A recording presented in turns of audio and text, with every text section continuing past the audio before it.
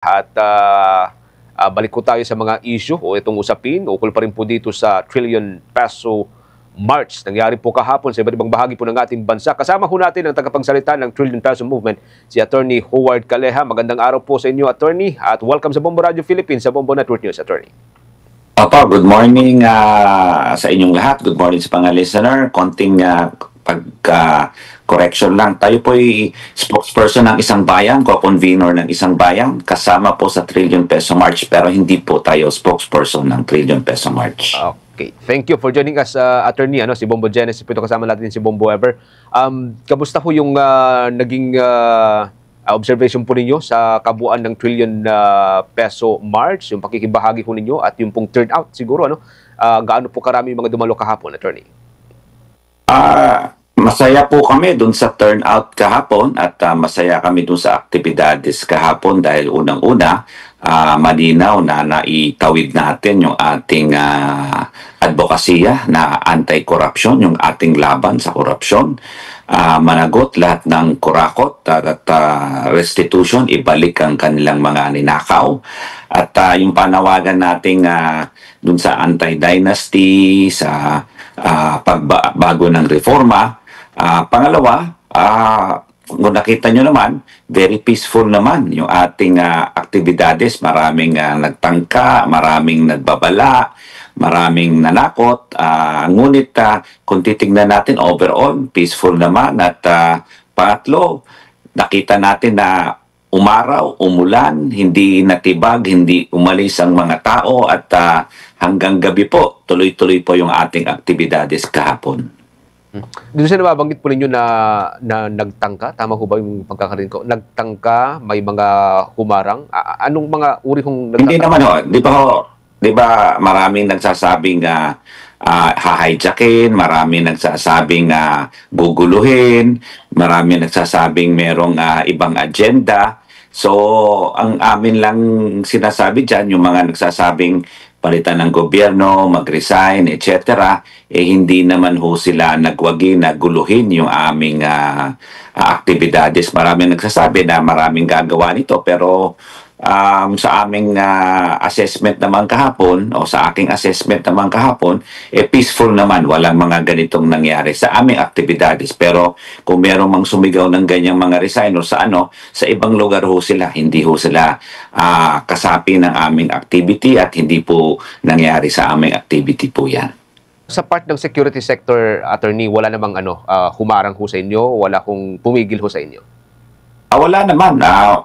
Kami po ay nagpapasalamat sa PNP, sa MMDA, sa LGU, sa lahat ng kasapi na sumama at nagbantay, at sa aming mga volunteers din. Ako po ay nagpapasalamat sa ating mga volunteers, sa ating mga nag-participate, at ito po ay naging peaceful at maayos yung programa kahapon.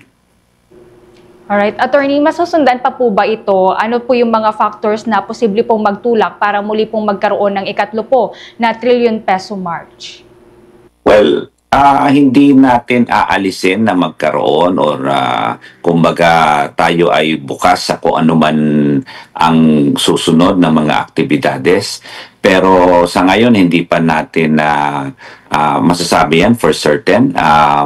Parang nung September 21, yan din po ang tanong. So, like the same thing, siyempre mag-uusap-usap muna. Marami pong grupo ito kasi this is more than 120, 130 groups already. So, siyempre, mag-uusap-usap muna at pag-aagrihan kung ano man ang susunod na hakbangin. Pero ako po, sabi ko nga, personally, hindi ko inaalis na magkaroon pa. Pero siyempre, ito ay basihan sa mga mangyayari sa ating mga laban sa korupsyon. No?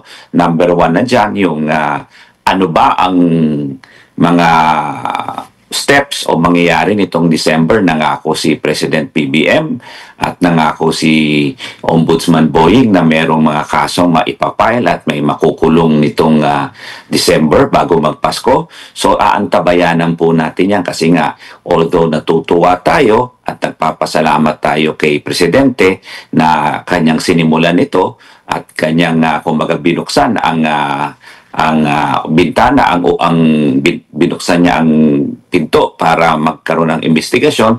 Sana tuloy-tuloy at sana maging kumbaga tunay na investigasyon to, no, regardless of kung sino man ang tamaan, no, wala tayong sisinuhin dito. So we are really for the kumbaga accountability of those corrupt officials. So titingnan natin yan kung ano mga mangyayari at developments in the next few days. Yes po, kasi December na po, malapit nang magpasko. Probably within the next few weeks ay meron na po tayo makikita pa na development dito. By the way, kunin na po namin yung take po ninyo dahil may mga kritiko po na nagsasabing posible daw na nagkakaroon na rin po ng rally fatigue dahil nga po sa bumababang turnout po nitong mga nagra-rally. Your take on this po, Attorney? Sa amin naman po, hindi naman you have to really understand, no, na maraming pumunta. Hindi ko alam ang number kasi hindi ko pa na-check yung datos diyan. Pero hindi naman to palakihan, paramihan ng tao. At you have to remember yung aming activity ng November 30 was not limited to EDSA, no?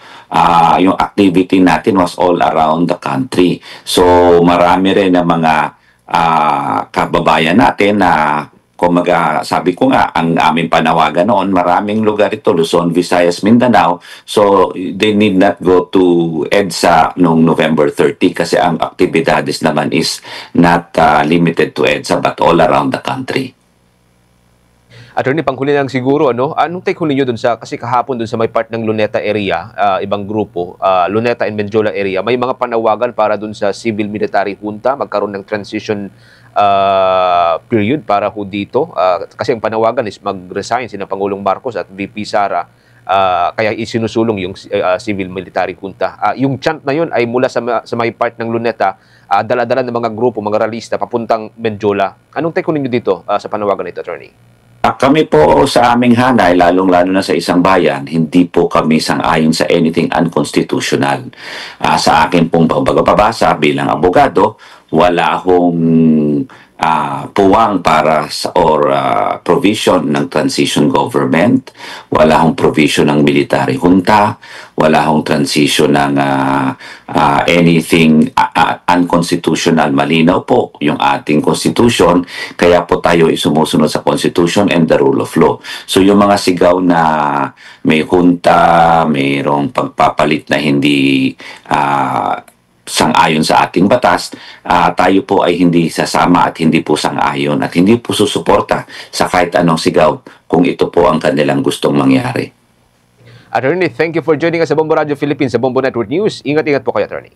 Opo, good morning po lahat. Salamat po. Salamat po.